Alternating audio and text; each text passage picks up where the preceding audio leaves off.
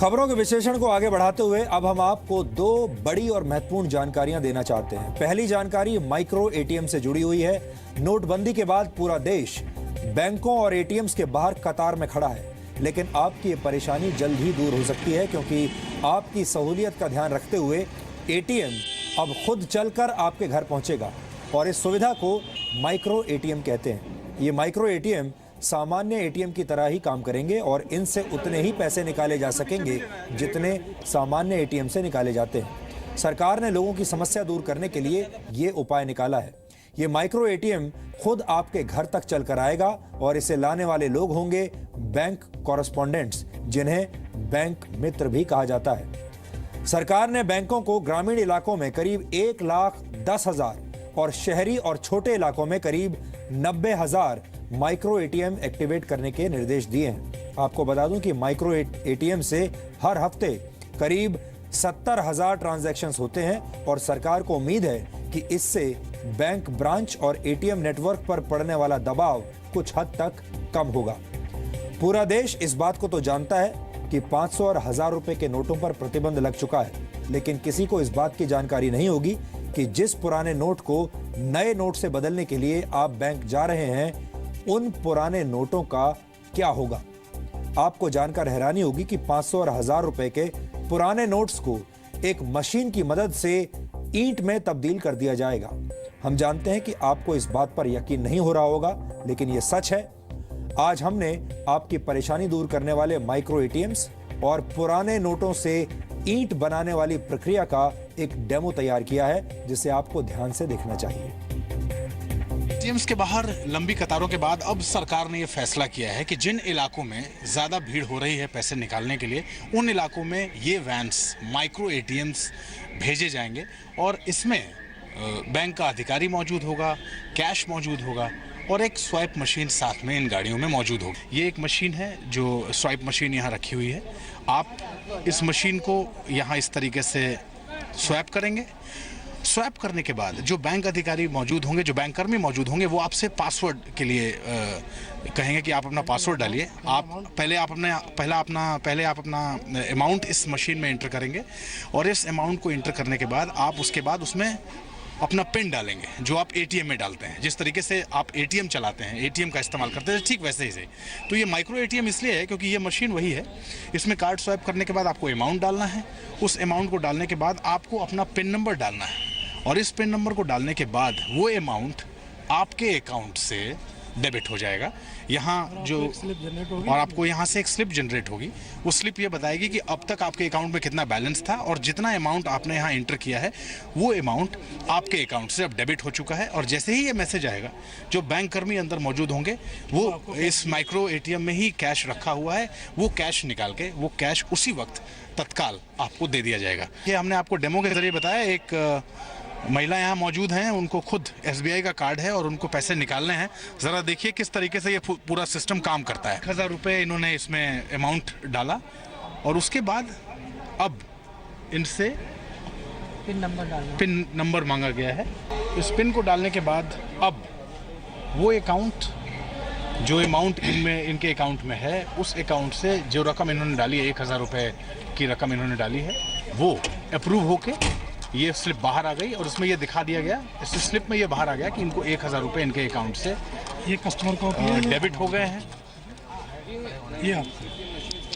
ये इनको मिल गए 1000 रुपये। बताइए क्या व्यवस्था की गई? देखिए, व्यवस्था ये है कि हमने जो हमारा पॉस है, उस पॉस मशीन से सामान्यतः आपने देखा होगा कि दुकानों में जाके अपना कार्ड आप स्वाइप करते हैं और सामान खरीदते हैं।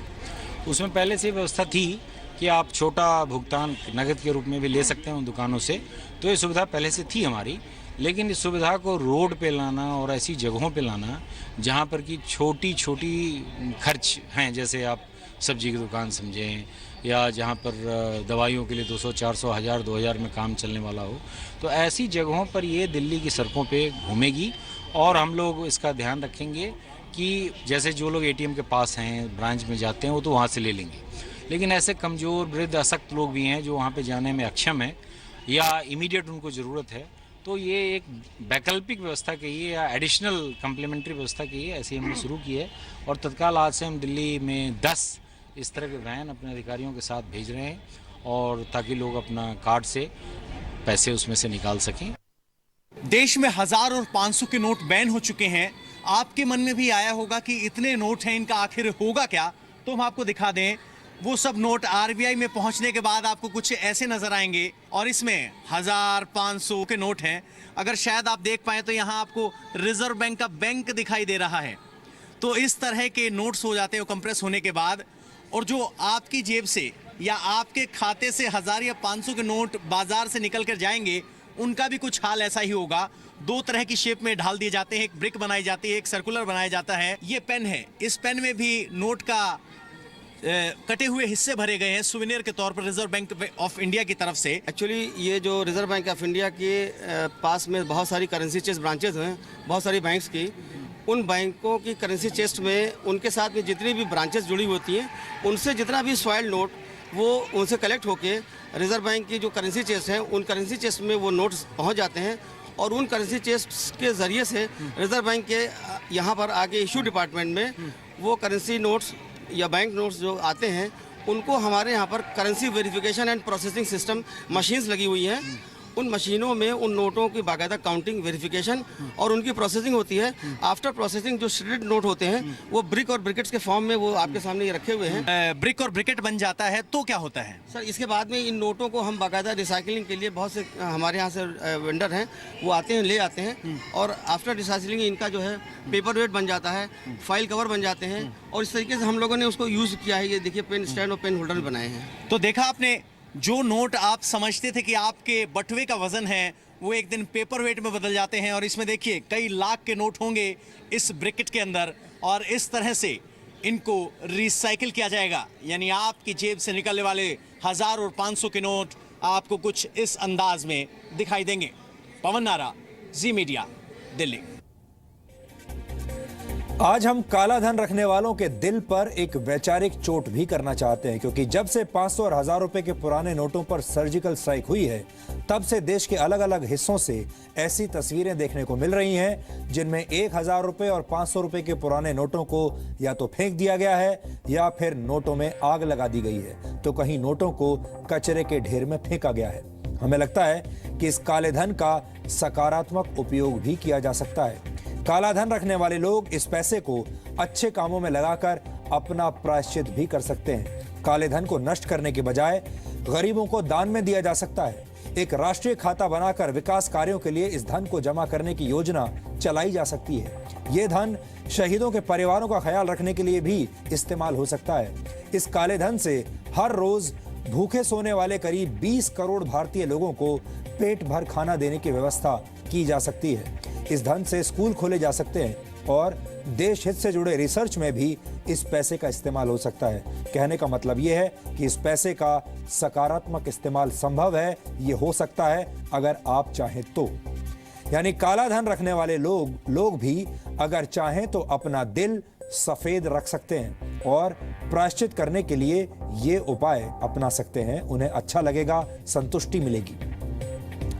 सरकार ने काले धन पर रोक लगाने के लिए 500 और 1000 रुपए के नोट बंद किए हैं, लेकिन कई लोग इस नई व्यवस्था में भी छेद करना चाहते हैं और नाजायज फायदा उठाना चाहते हैं। जी न्यूज आपसे अपील करता है कि अगर कोई व्यक्ति आपके काले धन को सफेद करने का आपसे वादा करता है और इसके बदले में कुछ प्रतिशत का कमीशन मांगता है, तो आप इस व्यक्ति के झांसे में बिल्कुल ना आए।